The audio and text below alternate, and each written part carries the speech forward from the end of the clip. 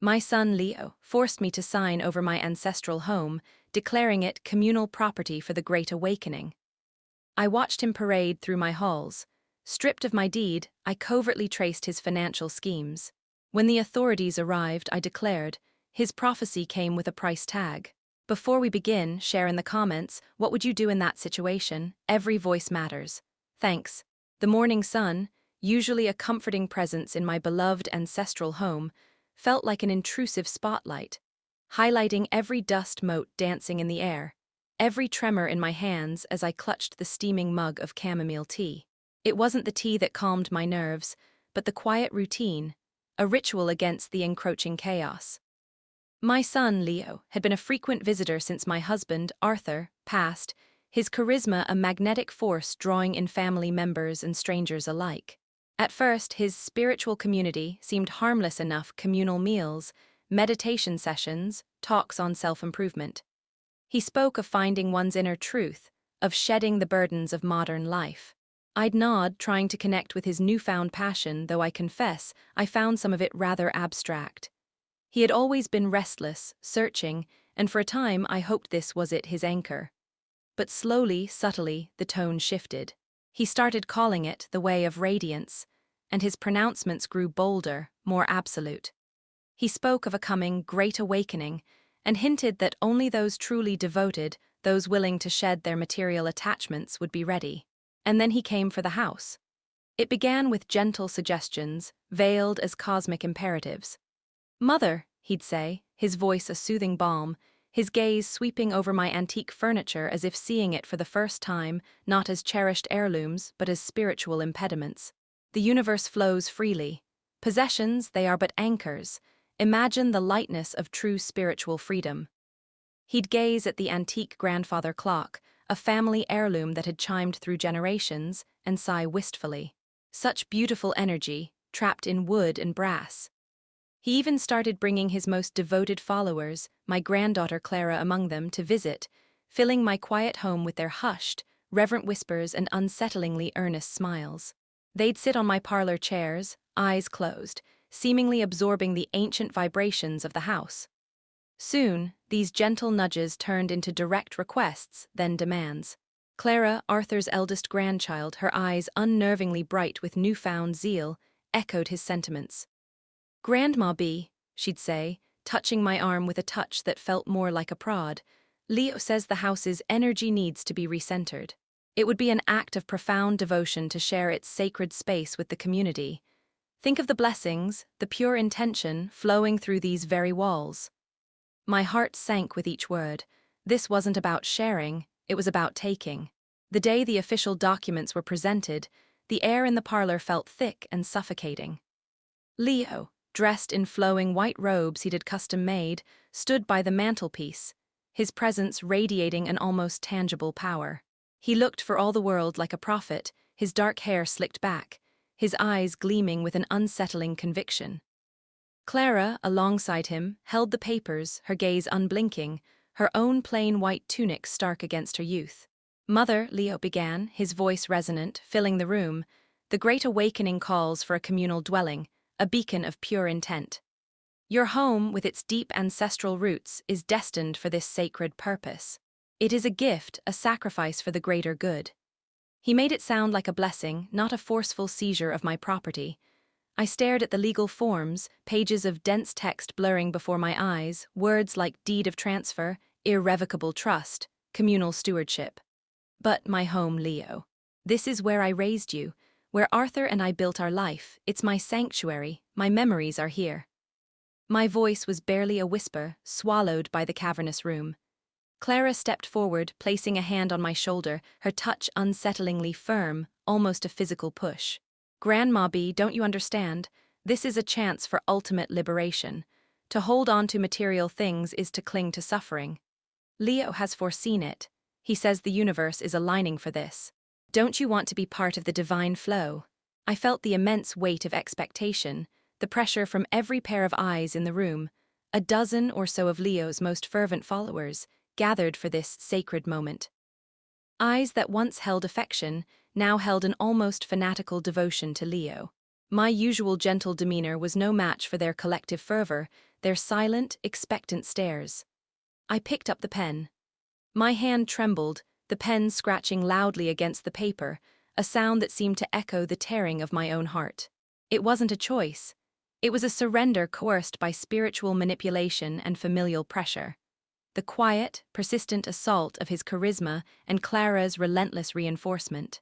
As the ink dried, Leo smiled, a beatific, almost triumphant expression. He reached out, taking my hand, his grip surprisingly strong. "Welcome, Mother, to true freedom. The universe will reward your devotion 1,000-fold." His words felt hollow, a mocking promise that only deepened the ache within me. He clapped his hands, and the small group of his followers erupted into soft applause, a quiet, reverent cheer that grated on my ears. I felt stripped bare, not just of my home, but of a part of my very soul.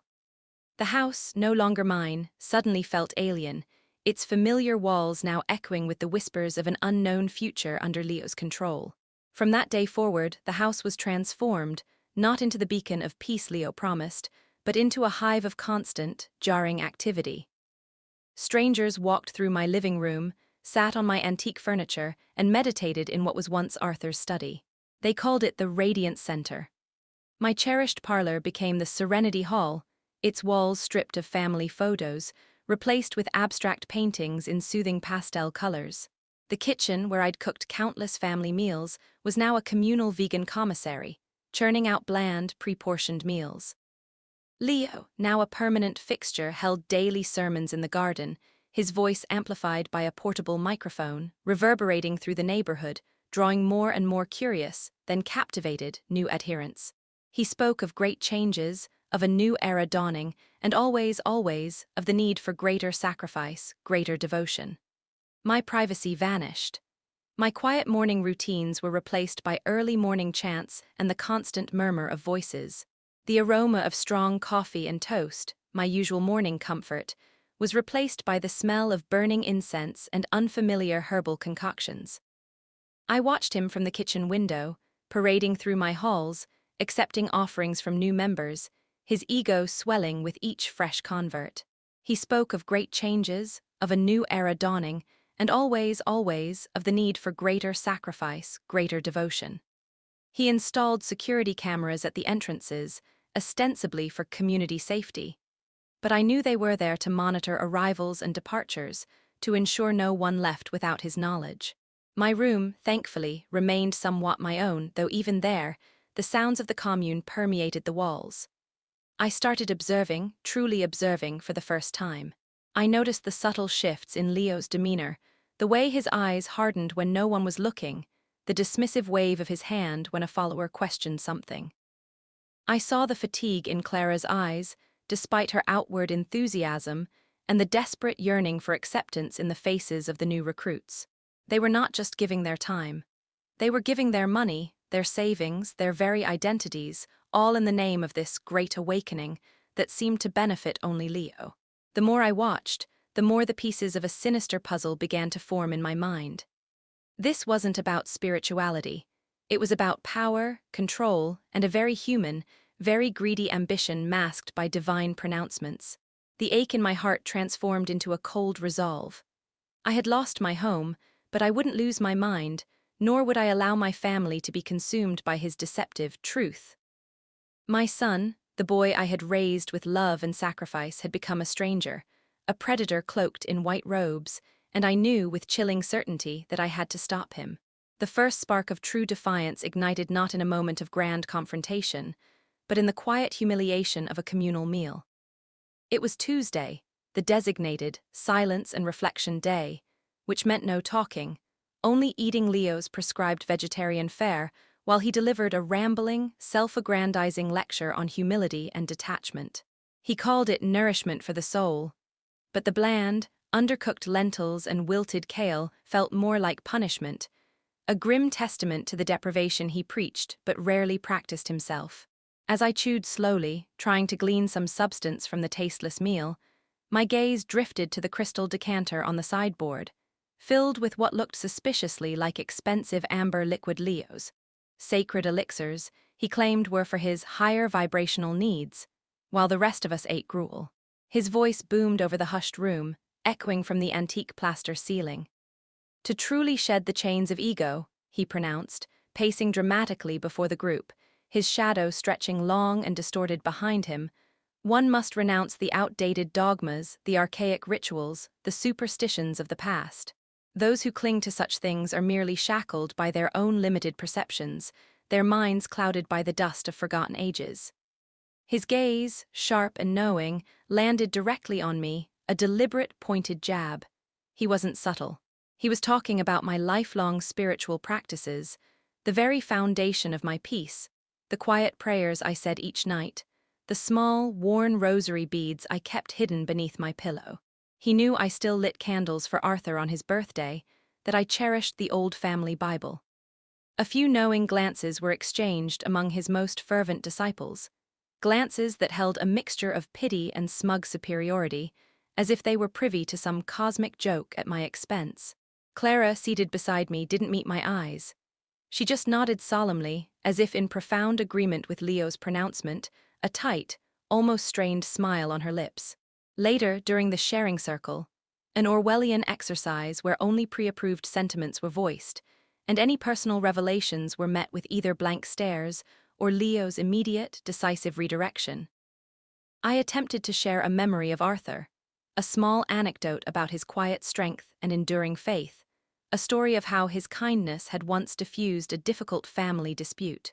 Before I could finish, Leo cut me off with a sharp wave of his hand, a dismissive gesture that silenced the entire room. "Beatrice," he said, his voice laced with patronizing concern, laced with a false sweetness that made my teeth ache, "we must remain in the present moment, untethered by the past. The universe demands our full attention now, not nostalgic clings to what no longer serves. We are building a new way, a path unburdened by the echoes of yesterday." His words hung in the air, a public shaming that left me exposed and vulnerable, my story unfinished, my memories dismissed as irrelevant. I felt my cheeks flush, not with embarrassment, but with a simmering anger that felt surprisingly potent, a heat that began to melt the frozen fear in my heart. It was a calculated act to undermine my authority, to silence any dissenting voice, to establish his narrative as the only valid one within the commune. That night, alone in my room, the silence was a stark contrast to the oppressive clamor of the day. The humiliation festered, turning into a resolve as cold and sharp as winter air. He had belittled my beliefs, dismissed my memories, and sought to erase my very essence, replacing it with his fabricated reality. But he couldn't erase what was in my mind, or what I could see with my own two eyes.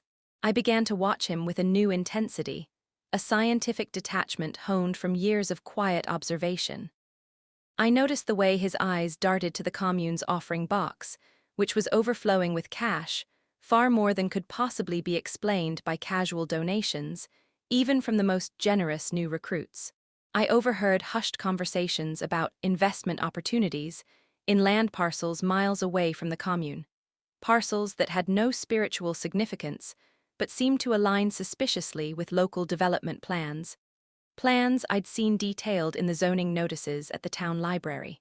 My intuition, honed over 80 years of observing human nature, screamed that something was deeply, profoundly wrong. This was not spiritual leadership. It was calculated greed cloaked in divine pronouncements. My first act of defiance was small, almost imperceptible to anyone but myself. I started a secret journal, a tiny, leather-bound notebook I kept tucked beneath a loose floorboard in my closet, nestled under an old quilt. In it, I meticulously recorded every suspicious interaction, every overheard snippet of conversation Leo had with his inner circle, particularly Clara and a man named Silas, Leo's burly, silent enforcer who always seemed to materialize out of nowhere. I noted every financial demand Leo made on the community members, from the initial, sacred contribution to the more subtle opportunity to invest in the collective spiritual future.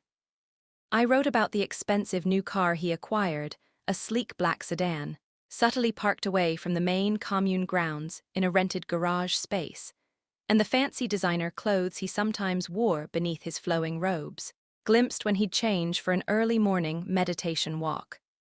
I jotted down the exhausted faces of the younger recruits, The way their laughter seemed to dim with each passing week, replaced by a hollow-eyed obedience, a desperate yearning for acceptance. I wrote about the members who had quietly left, never to be spoken of again, their departures dismissed as lacking commitment, erased from the commune's narrative. Each entry was a tiny spark, adding to the growing fire of my determination, a testament to the truth he was trying to bury. My next step was to find anyone, who might see what I saw, someone who hadn't yet fallen completely under Leo's spell. My direct attempts to talk to Clara had been met with a vacant stare and repeated phrases about trusting the master's wisdom. But there was Agnes, a kind, older woman who had recently joined the commune, drawn in by promises of healing for her chronic pain, desperate for solace after a difficult diagnosis. She still possessed a flicker of skepticism, a quiet questioning in her eyes that reminded me of my own initial doubts, a tiny spark of independent thought. During a rare moment alone in the kitchen, while the rest of the commune was out for a nature walk, led by Leo, Agnes, and I found ourselves peeling potatoes side by side. I risked a whisper. "Agnes," I said, my voice barely audible above the rhythmic scrape of the potato peeler, "have you noticed the offerings? They seem to be growing rather rapidly, don't you think? And yet the commune's amenities, they don't seem to improve." Agnes started, her hand hovering over a bowl of apples she was polishing. Her eyes met mine, wide with a shared unspoken understanding. A tiny, almost imperceptible nod. "Yes, Beatrice," she whispered back, her voice tight with a suppressed frustration. "And the spiritual retreats Leo insists we pay for, they always seem to be at luxury resorts, not rustic spiritual havens, don't they? I saw a brochure once for the Ascension Retreat, 5 stars, a private beach. It was a tiny crack in the wall of Leo's control, a shared truth that felt like a breath of fresh air, a moment of sanity in a world gone mad. Our clandestine conversations grew bolder, conducted in hushed tones over lukewarm tea in the evenings, or during trips to the local market for commune supplies, always under the guise of casual chatter about vegetables or the weather. We spoke in riddles, using veiled references to the harvest, donations, and the weather, Leo's mood swings. Agnes revealed that she had once worked as a forensic accountant, her mind sharp with numbers, even if her body ached. She confided that she too had seen inconsistencies, large sums of money flowing into obscure offshore accounts, expenditures that bore no resemblance to the commune's meager operational costs. She even recalled seeing a list of members with check marks next to their names, a strange tally she couldn't quite decipher. Together, we began to piece together a financial mosaic of deceit, confirming my worst fears. It wasn't just about controlling minds. It was about stealing futures, about a pyramid scheme masquerading as a path to enlightenment. Leo's Great Awakening was nothing more than a front for a sophisticated financial scam, preying on the vulnerable and the spiritually hungry. The knowledge was a heavy burden, but also a potent weapon. I knew then that I had to act, not just for myself, but for everyone trapped within Leo's gilded cage. Our secret alliance, Agnes and I, became the quiet heartbeat of defiance within the suffocating embrace of the Way of Radiance. We moved with a delicate precision, like seasoned spies in enemy territory, each whispered word a risk, each shared glance a conspiratorial pact. The daily rhythms of the commune, once a monotonous backdrop, now served as a cover for our covert operations. While others meditated in the lotus position, eyes closed in forced serenity, Agnes and I would exchange quick, meaningful glances, a silent confirmation of a new piece of information gleaned. She, with her keen accountant's eye, started noting down details from the public financial reports Leo occasionally displayed, carefully redacted, of course. But Agnes had an uncanny knack for spotting inconsistencies, for seeing the gaps where figures simply didn't add up, where percentages shifted inexplicably. "Beatrice," she'd murmur, ostensibly discussing the proper way to compost vegetable scraps, her voice a low hum.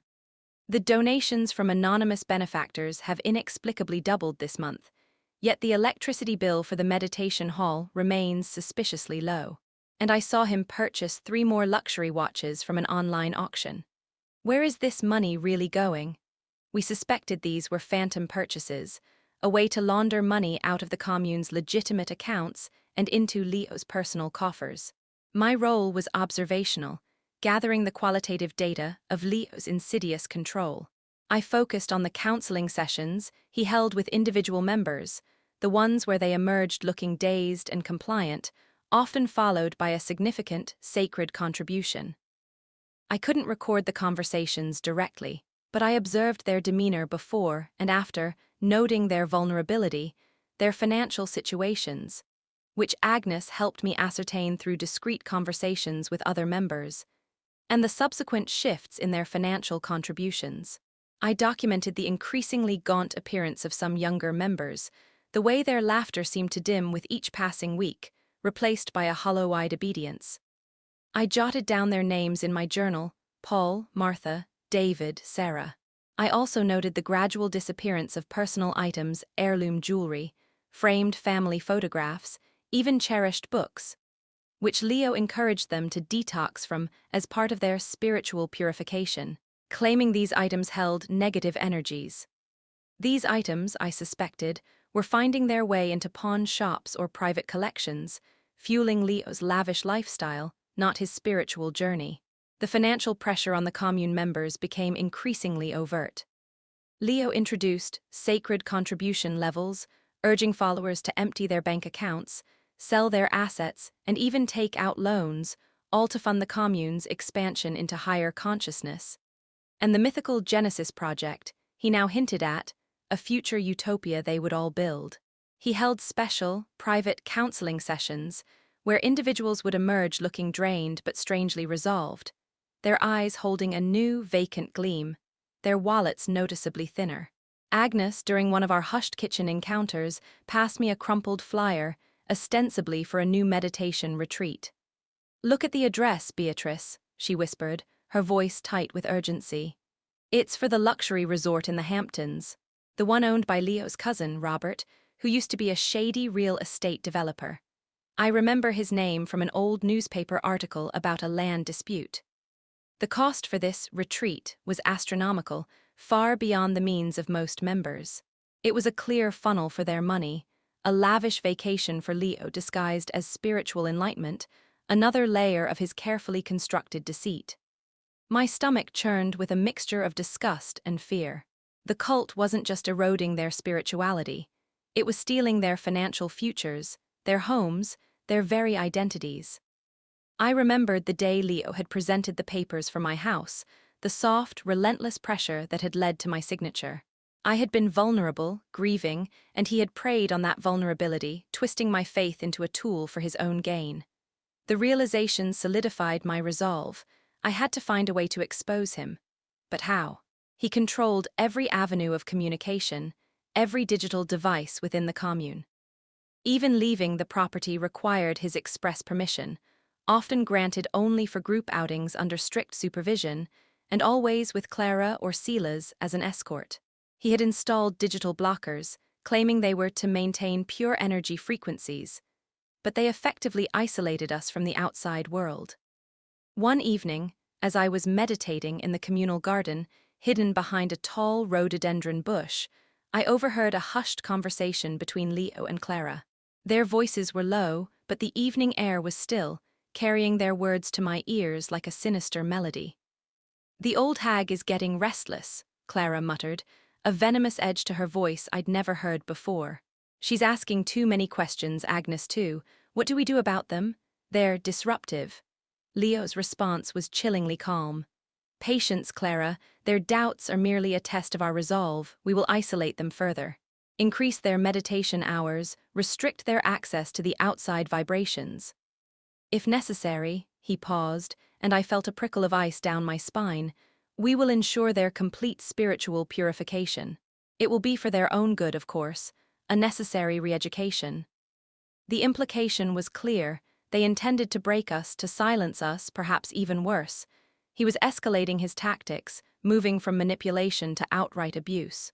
I rose from my meditative posture, my legs stiff, but my mind burning with renewed urgency. They knew, or at least they suspected. The window of opportunity was closing. I needed a new strategy, a way to reach beyond the commune's walls, beyond Leo's suffocating control. The thought flickered, my old rotary phone in the attic, tucked away, forgotten and blessedly analog. It had no internet connection, no digital footprint for Leo to monitor. If I could just get to it, if I could just find a way to use it, I might have a chance. The risk was immense, but the alternative, total spiritual and financial enslavement for myself and for everyone else, was far worse. The fight had moved beyond mere observation. It was now a desperate race against time. The attic, a forgotten repository of generations of memories, became my clandestine refuge. It was accessed through a narrow, creaky staircase hidden behind a false wall in what used to be a linen closet on the second floor. Leo, ever dismissive of anything not directly serving his great awakening, had declared it a stagnant energy zone and forbade anyone from entering, claiming it harbored old, heavy vibrations. This prohibition, however, proved to be my salvation. Each day, during the commune's mandatory, silent reflection hour, when everyone was confined to their rooms or to the meditation hall, I would slip away.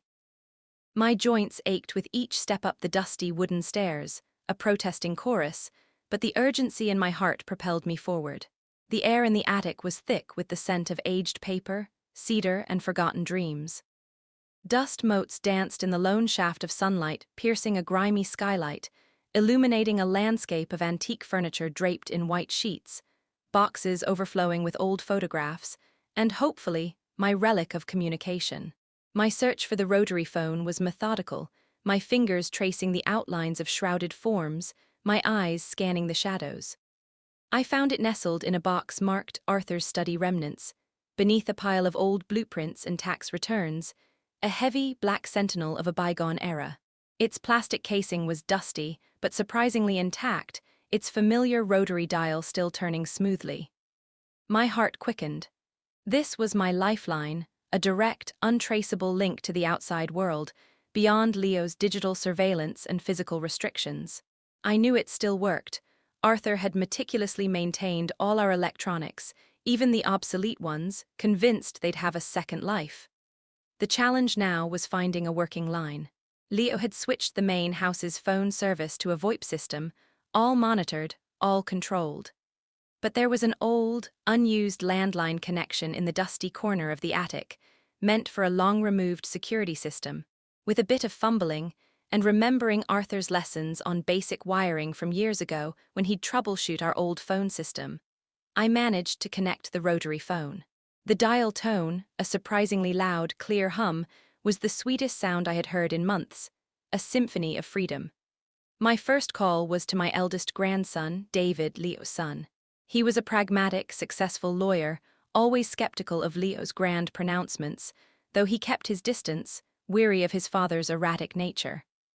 I knew he was busy, often traveling, but I hoped he'd still listen. The phone rang 5 times, then clicked to voicemail. "David, it's Grandma B," I said, my voice hushed, strained with urgency. "I need your help. It's about your father. He's taken over the house, and he's hurting people financially. Please call me back. I'll try again tomorrow, same time." I didn't dare say more, not knowing if the line was truly secure. Hanging up, I felt a tremor of hope, fragile but real. The next day, I tried again, and again. Each time, only David's voicemail. Was he ignoring me? Was he simply too busy? Or had Leo's influence already reached him, somehow twisting his mind? The fear was a cold knot in my stomach. My second call was to Nora, Arthur's old legal secretary. She was fiercely loyal to Arthur and by extension to me.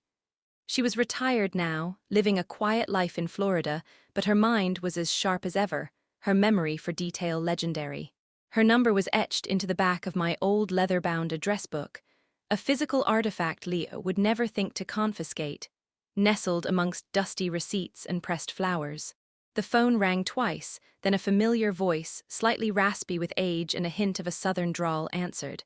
"Hello, Nora Bennett speaking." Relief washed over me so powerfully, I almost dropped the phone. "Nora, it's Beatrice," I whispered, my voice thick with emotion, tears stinging my eyes. "I need your help. It's about Leo and the Way of Radiance. He's draining everyone's funds, including mine. He made me sign over the house. He's running a cult, Nora. There was a moment of shocked silence on the other end, then a sharp intake of breath. Beatrice, my dear, what on earth are you talking about? Are you all right? Where are you calling from? I thought you were content with Leo. Nora's concern was palpable, a lifeline in my isolated world, a voice from my old life. I quickly, concisely explained the situation, the forced signing of the deed, the financial schemes Agnes and I had uncovered, the psychological manipulation, the increasing isolation, the accusations of instability. I even recounted Leo's subtle threats against Agnes and me, mentioning Clara's unnerving shift in loyalty and her newfound harshness. Nora, ever the pragmatist, listened intently, interrupting only with sharp, clarifying questions. Beatrice, this sounds like coercive control, elder abuse, and financial fraud. This is serious. Do you have any proof? Any documents? Any way to get physical evidence? Anything at all? I told her about my secret journal, about Agnes's accounting expertise, about the overheard conversations. It's all circumstantial for now, Nora, but Agnes has some notes. She used to be a forensic accountant, worked for the state for years. Nora's voice hardened, taking on the tone of a seasoned prosecutor. Excellent. We need concrete evidence. Can you get me access to any financial records, even old ones, any internal documents, anything that ties Leo to this Genesis project of his? I promised to try, my determination solidifying. I'll start laying the groundwork here, Nora said, her voice now calm and resolute. I have a contact at the State Attorney General's office who handles these kinds of cases, but we need irrefutable proof. Stay safe, Beatrice. Don't let on that you're in contact with anyone, not even a hint. Hanging up, I felt a flicker of hope, but also a renewed sense of urgency, a pressing weight on my shoulders. Nora was a formidable ally, a true champion of justice, but she needed more than my whispered accounts. I had to find a way to get her tangible evidence, something that would stand up in court. The risk was immense. Leo and Clara were always watching, their suspicion growing with each passing day. My heart pounded with the dual emotions of fear and fierce determination. I had stepped onto a treacherous path, but I was no longer alone. The fight to reclaim my home, my family, and the very truth of our lives had begun in earnest. And it would be fought, not with spiritual pronouncements, but with evidence and the quiet, unwavering resolve of two old women against a powerful, insidious cult. The silence of the attic no longer felt oppressive. It felt like a strategic sanctuary, a place where the seeds of truth could finally begin to sprout, nourished by a renewed sense of purpose. The attic, with its single, dust-filtered shaft of sunlight, transformed from a mere sanctuary into a command center. Nora's words echoed in my mind. We need irrefutable proof. Agnes and I understood the gravity of that statement. Leo was a master of smoke and mirrors, his charisma a formidable shield. His devoted flock, blinded by faith, would easily dismiss our anecdotal evidence as the ramblings of unstable, elderly women, perhaps even by a skeptical legal system conditioned to dismiss such claims. We needed hard facts, undeniable figures, and concrete actions that exposed his true agenda, his insidious network of lies. Our clandestine meetings became more focused, our whispers laden with strategy, each word chosen with extreme care.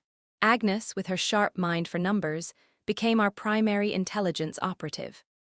Her former profession as a forensic accountant meant she understood the subtle nuances of financial manipulation, the elusive paper trails that even the most cunning fraudsters often left behind. She began to volunteer for tasks that gave her access to what little financial documentation Leo made public. This typically involved the commune's sacred expenses ledger, a glossy, simplistic record of alleged charitable donations and operational costs. While seemingly innocuous, Agnes spotted the discrepancies immediately, her brow furrowed in concentration. Beatrice, she'd whisper, her eyes narrowed in concentration over a page of numbers, a small, smuggled magnifying glass pressed against the fine print. He's reporting significant spiritual supplies purchases, tens of thousands of dollars, but I've never seen any large deliveries beyond bulk rice and lentils. Where are these divine oils and enlightenment crystals going? And look at this vendor name, Radiant Harvest Inc. I've run a quick search, and it's registered to an offshore account in the Cayman Islands. A shell company, I'd bet my pension on it. We suspected these were phantom purchases, a way to launder money out of the commune's legitimate accounts and into Leo's personal coffers, siphoning off their hard-earned money.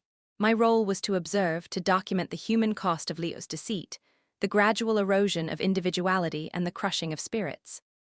I focused on the counseling sessions he held with individual members, the ones where they emerged looking dazed and compliant, their eyes glazed over, often followed by a significant, sacred contribution, which could range from cash to signed-over retirement funds. I couldn't record the conversations directly, but I observed their demeanor before and after, noting their vulnerability, their financial situations, which Agnes helped me ascertain through discreet conversations with other members, and the subsequent shifts in their financial contributions, their desperate attempts to please Leo. I documented the increasingly gaunt appearance of some younger members, who seemed to subsist on little more than the meager communal meals, the growing fear in their eyes when Leo's temper flared, his benign mask slipping to reveal a flash of cold fury.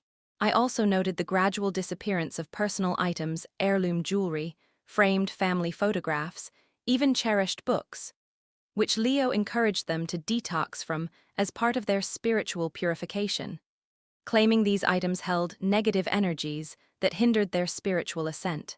These items, I suspected, were finding their way into pawn shops or private collections, fueling Leo's lavish lifestyle, not his spiritual journey. A major breakthrough came during a community service outing. Leo, always keen to project an image of benevolent community engagement to the local press, organized a trip to a local charity thrift store where members were encouraged to donate excess possessions for a good cause. Agnes and I were among the group, under Clara's lax supervision, who was more interested in chatting with a new, handsome volunteer at the store. While others dutifully handed over their meager belongings, Agnes, with a sly maneuver and a feigned stumble, managed to slip away to the back room, feigning a need for the restroom. She returned later, her face grim, a small tremor in her hands. "Beatrice," she murmured, her voice tight with suppressed horror, "I saw 3 boxes of expensive antique silver, exactly like the set Martha inherited from her grandmother, being tagged for sale, and a limited edition signed print that belonged to Paul. These aren't excess possessions, they're heirlooms, taken from vulnerable members under duress. And I saw a watch, Beatrice, a Rolex that looked exactly like the one Silas, Leo's enforcer, wears." This confirmed our suspicions. Leo was not just taking their money, he was liquidating their tangible assets under the guise of spiritual detachment, enriching himself at their expense. My own act of collecting physical evidence was risky, demanding nerves of steel. I remembered seeing Leo occasionally working on a laptop in the parlor, often leaving it unattended for short periods when he'd go for a power nap or a divine consultation in his private study. One afternoon, during a long meditation session in the garden, when most members were deeply engrossed in their forced serenity, I seized the opportunity. My heart hammered against my ribs as I tiptoed into the parlor. The house was eerily quiet, save for the distant, rhythmic chanting. The laptop was open on his ornate writing desk, its screen dark. I prayed it wasn't password protected. With trembling fingers, I pressed the power button. It flickered to life, bathing the room in a cold, blue glow. A quick glance confirmed my worst fears. No password. Leo was either incredibly arrogant or dangerously careless. I didn't have much time. I quickly navigated through his files, looking for anything related to finances or property. I found several spreadsheets, labeled cryptically, but bearing the hallmark of Agnes's suspicions.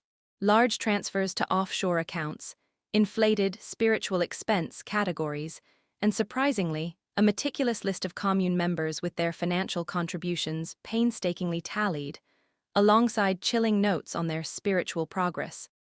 A disturbing correlation between their devotion and the depth of their pockets. Before I could delve deeper, I heard footsteps approaching, the distinct heavy tread of Silas. I quickly closed the laptop, returning it to its exact position, smoothing out the surface of the desk. My breath hitched in my throat as Clara entered the room, Silas a silent, imposing shadow behind her. Beatrice, she said, her voice sharp, her eyes narrowed. What are you doing here? You should be in meditation. Leo expects complete dedication. Just admiring the light filtering through the window, dear, I said, trying to keep my voice steady, my hands clasped tightly behind my back to hide their trembling, my heart racing like a hummingbird. Clara's eyes narrowed, scanning the room, then lingered suspiciously on the laptop. Silas's gaze was unreadable but unsettling. Right, well, hurry along. Leo expects everyone to be present. Don't be a distraction. I nodded, my heart still racing, and retreated, but not before noticing a small, dark flash drive half hidden beneath a stack of arcane texts on Leo's desk, almost as if he'd forgotten it there in a moment of haste. It was a long shot, but a possible key. That night, I recorded everything in my journal. The details Agnes had found, the stolen heirlooms, my brief, terrifying access to Leo's laptop, and the tantalizing discovery of the flash drive. The evidence was slowly, painstakingly, accumulating, painting a damning portrait of Leo's deceit. We were not just dealing with a charismatic cult leader. We were facing a calculating fraudster, and the truth, slowly but surely, was beginning to emerge from the shadows he had created. The flash drive, a tiny, unassuming piece of plastic and metal, became the focal point of our desperate strategy. It lay hidden in plain sight, a potent secret waiting for the perfect moment to be retrieved from Leo's desk. That night, sleep was a fleeting visitor. My mind replayed the scene in the parlor, Clara's suspicious gaze, Silas's unnerving presence, the near miss. The risk of being caught attempting to retrieve it was astronomical, a direct confrontation with Leo's enforcer, but the potential reward was even greater. Irrefutable proof, the missing link in our chain of evidence. Agnes and I discussed it in hushed tones, our faces illuminated by the dim beam of a smuggled penlight in the attic, the faint sounds of the commune carrying up through the floorboards. "It's too dangerous, Beatrice," Agnes whispered, her voice laced with fear. "If Silas catches you, he's a brute. What if he breaks it? Or worse, what if he hurts you?" I cut her off gently. "If we don't, Agnes, then his great awakening will lead to everyone's ruin. He'll take everything from them just like he took my home. This is our chance. This is the only way." The opportunity arose during the commune's weekly day of fasting and purification. Leo and his inner circle, including Clara and Silas, would retreat to a remote part of the property for an intensive, all-day meditation session. A ritual meant to deepen their spiritual bond, but which I knew was a carefully choreographed exercise in power and control. This was our window. While the rest of the commune members were weak with hunger and deeply engrossed in their own enforced spiritual journeys, often too lightheaded to notice anything amiss, Agnes and I made our move. I crept down to the parlor, my heart a frantic drum against my ribs, each creak of the floorboards a terrifying sound. The house was eerily silent, save for the distant, faint murmur of the purification chants carrying on the breeze. Leo's desk was exactly as I'd left it, the flash drive almost camouflaged among his esoteric books. With a quick, decisive movement, I snatched the flash drive, tucking it into a small, velvet pouch I'd sewn into the lining of my cardigan, a small, personal hidden compartment. I then carefully positioned a loose book on the desk, ensuring no trace of my interference, the room looking precisely as I'd found it. Back in the attic, our hands trembled as we inserted the flash drive into Arthur's ancient, yet still functional, desktop computer. It whirred to life with a familiar hum, its screen a beacon in the dusty darkness. What we found there was beyond our wildest, most fearful suspicions. It wasn't just spreadsheets. It was a meticulous blueprint for a large-scale real estate venture, complete with detailed property acquisition plans, investor proposals, and projected profits in the tens of millions. The spiritual retreats, Agnes had suspected, were, in fact, shell corporations designed to funnel commune members' life savings into speculative land deals. Land Leo intended to develop into luxury condos.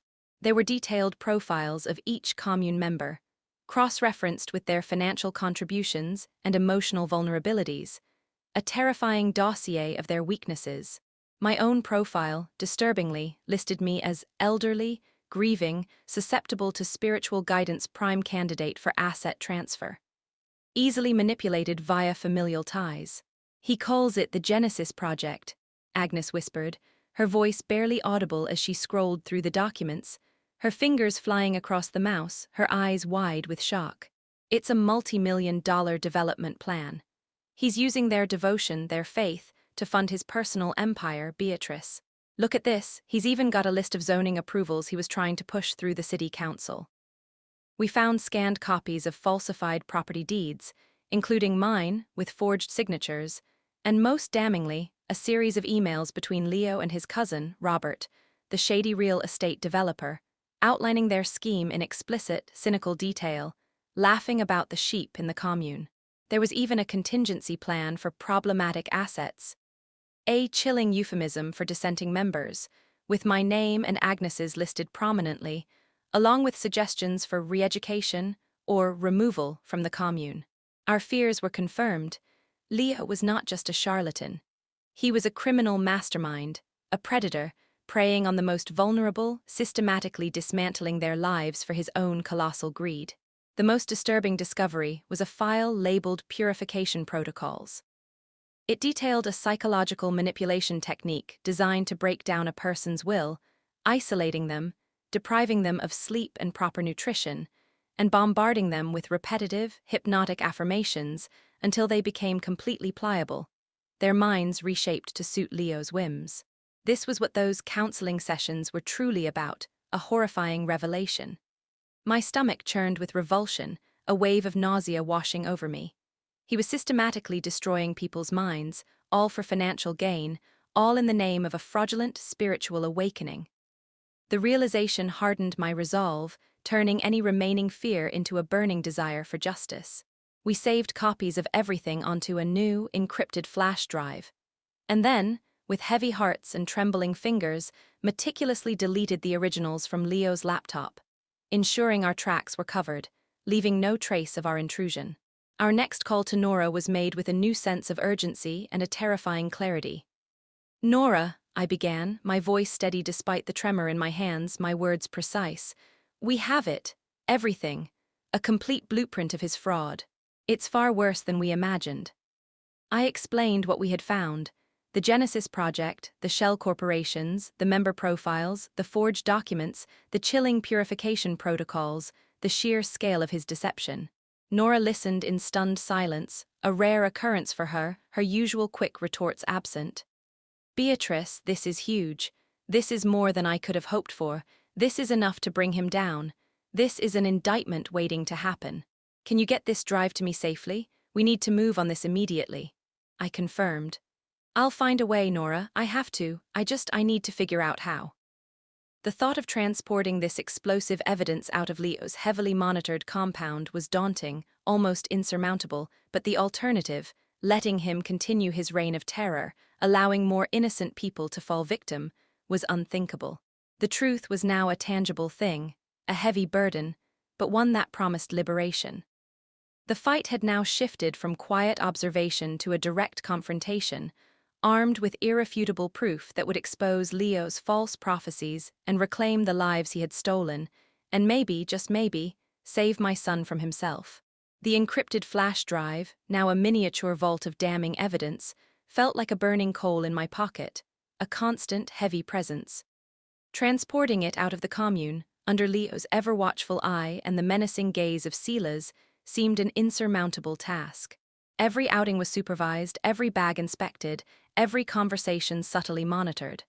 But Nora's voice, ringing with determination, fueled my resolve. "We need this, Beatrice. This is the key. This is how we save them all." My opportunity came during one of the commune's rare, sanctioned trips to the local farmers' market.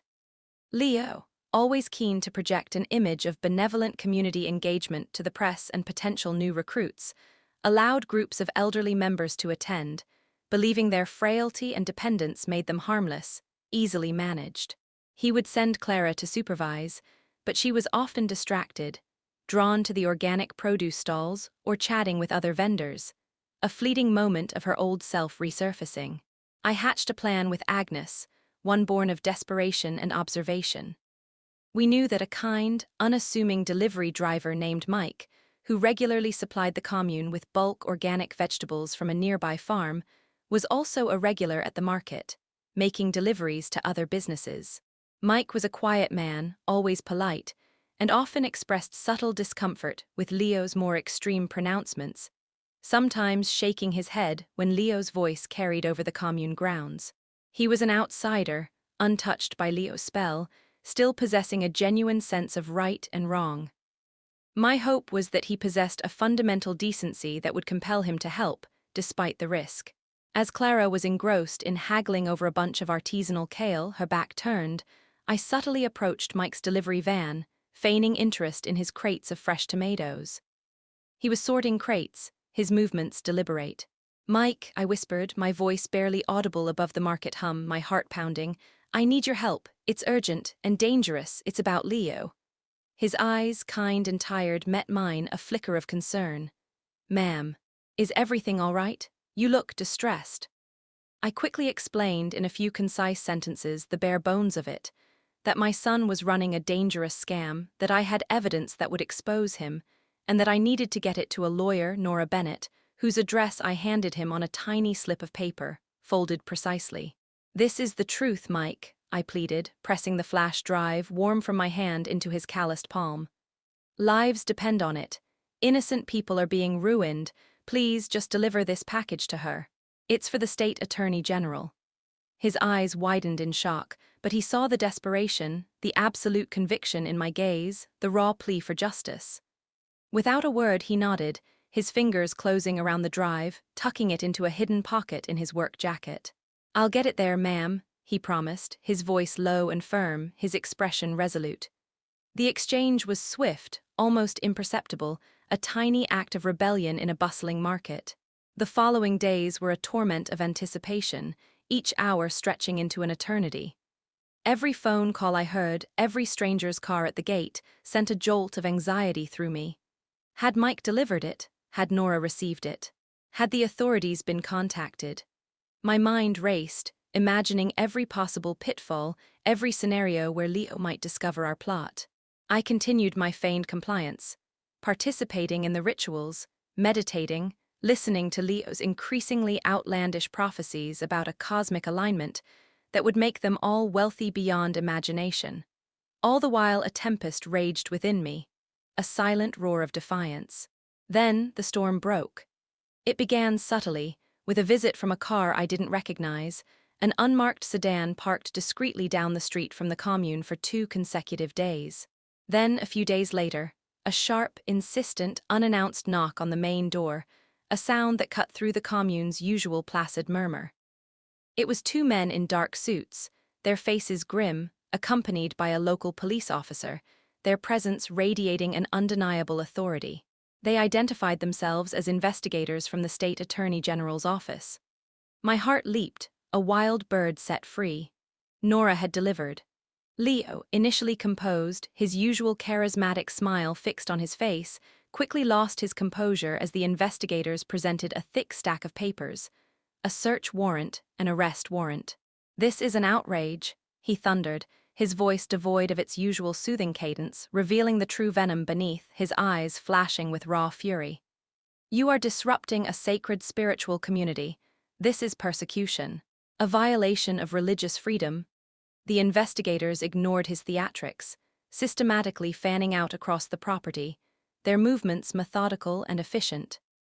They seized documents, computer equipment, including the very laptop from which Agnes and I had extracted the damning blueprint, and large quantities of cash hidden in various parts of the house. They also questioned members of the commune, discreetly at first, then more openly, asking about financial contributions, property transfers, and the true nature of Leo's counseling sessions. I watched from the sidelines, my presence seemingly overlooked, a quiet observer to the unraveling of Leo's carefully constructed facade, a silent witness to the collapse of his empire. Clara, too, began to unravel. Her eyes darted nervously, her face paling as she saw the investigators sifting through financial ledgers, questioning members she had personally coerced. She tried to approach me, her voice a strained whisper, her usual composure utterly gone. "Grandma B, what's going on? You didn't have anything to do with this, did you?" This is all a misunderstanding, right? I met her gaze, my eyes cold and unyielding, holding steady despite the turmoil within me. Clara, I said, my voice steady, betraying none of the years of pain and betrayal, the truth always finds its way to the surface. You chose your path. You chose to follow him, to enable him. Now you must face the consequences. Her face crumbled, a mixture of fear and dawning comprehension washing over her, tears welling in her eyes. She knew. She understood the full extent of Leo's deceit and her complicity in it. The spell of the cult was breaking, and for some, like Clara, the awakening was a terrifying, painful shock. For me, it was the vindication of a long, arduous struggle. The investigators found the full extent of Leo's Genesis project, the shell corporations, the forged documents, the detailed member profiles, all matching the information on the flash drive. They uncovered the hidden bank accounts, the luxury purchases, and the chilling purification protocols that detailed his psychological abuse. The evidence was overwhelming, irrefutable. Leo's reign was crumbling around him, not with a spiritual awakening, but with a very earthly, very legal reckoning. As the investigators escorted a subdued, speechless Leo out of the house in handcuffs, his white robes now a stark contrast to the grim reality, a small crowd of bewildered commune members watched, their faces a mixture of confusion, shock, and a nascent, burning anger. The prophet was exposed, his empire built on lies and stolen dreams, his false promises echoing hollowly in the now silent halls. The house, my home, stood silent once more, a witness to the profound and shattering cost of false prophecies. The long, dark night of Leo's deception was finally giving way to a hesitant, but undeniable, dawn. The silence that descended upon the house after Leo's arrest was profound, almost deafening. It was the quiet of a wound beginning to heal, a broken spell dissipating into the morning air, carrying away the remnants of false promises and the scent of stale incense. The yellow police tape that had briefly adorned the main entrance felt like a symbolic exorcism, marking the end of a nightmare. The commune members, bewildered and betrayed, slowly dispersed. Some were met by frantic, relieved family members, their reunions tearful and hesitant. Others, with nowhere else to go, were offered temporary shelter by local charities, their eyes wide with the shock of their collective awakening, grappling with the devastating realization of how deeply they had been deceived. Clara, after hours of questioning and a tearful confession, was released, her face pale and drawn, stripped of her zealous devotion, leaving the house in a taxi, her destination unknown, her future uncertain. My first act was to walk through every room, a silent reclamation. I touched the cold marble of the fireplace, ran my hand along the familiar banister, breathed in the scent of aged wood and dust, now free of the cloying incense that had masked Leo's deception. I opened windows, letting fresh air blow through the house, symbolically cleansing it. I moved back my own furniture, removed the strange minimalist artwork, and brought out old family photographs, placing them back on the mantels and shelves. It was no longer a radiant center or a communal dwelling. It was simply my home again, infused with memories and the quiet promise of peace. Nora arrived later that day, her face etched with exhaustion but her eyes sparkling with triumph, carrying a large bouquet of white lilies. "Beatrice," she said, embracing me tightly, a rare show of emotion from the stoic lawyer, "you did it. Your evidence, Agnes's meticulous notes, your courage, it was all irrefutable. Leo is facing multiple charges of fraud, elder abuse, and coercive control. His cousin, Robert, is also implicated. They're looking at serious time." The news, while validating, brought no immediate surge of joy, only a quiet, weary sense of justice finally served. The scars of betrayal, however, would linger, a permanent reminder of the price of blind trust. The legal process was long and arduous, a testament to the complex web of deceit Leo had woven. I spent weeks providing statements, poring over documents, recounting the subtle manipulations and the blatant abuses, the forced signings, the psychological torment. Agnes, a steadfast ally, did the same, her clarity and precision under questioning invaluable. Her detailed financial analysis proving to be the backbone of the prosecution's case. Many commune members, initially reluctant to admit their gullibility and their own complicity in handing over their assets, slowly came forward, emboldened by my courage and the overwhelming evidence, adding their voices to the growing chorus against Leo. Their testimonies, detailing financial ruin, psychological trauma, and shattered lives, painted a devastating picture of his ruthlessness, his complete lack of empathy.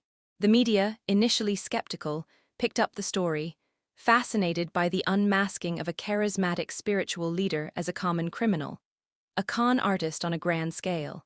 The narrative shifted from elderly woman claims cult abuse to community healed after fraudulent profit exposed. A powerful story of resilience and redemption. With the legal proceedings well underway, my focus shifted to rebuilding not just my own life, but the lives of those Leo had exploited, who were left adrift and vulnerable. I collaborated with Nora to establish a legal fund for the victims, using a portion of the recovered assets, and worked with social services to provide counseling and support for those struggling to reintegrate into society. I met with Paul, the young man whose parents had initially disowned him for joining the commune, and helped facilitate a tearful, healing reunion, bridging the chasm Leo had created. I sat with Martha, the widow, helping her navigate the complexities of retrieving her stolen antique silver and reconnecting with her estranged daughter, who had, like Clara, been completely swept away by Leo's promises. The work was emotionally draining, but deeply fulfilling. It was a new kind of radiance, one built on genuine compassion and collective healing, not false prophecies or empty promises. It was the slow, steady work of mending broken lives and shattered trusts. One quiet afternoon, months after the chaos, after Leo had been convicted and sentenced to a lengthy prison term, a small, unassuming box arrived at my door. Inside, nestled amongst tissue paper, was a framed photograph. It was an old picture of me, standing beside Arthur in our garden, both of us smiling, our arms linked, a memory of simpler, happier times. A small card was tucked into the back, handwritten in a familiar, hesitant script. "Grandma B, I'm so sorry. I was blind. I was so lost. Thank you for showing me the light. I'm trying to find my way back. Clara."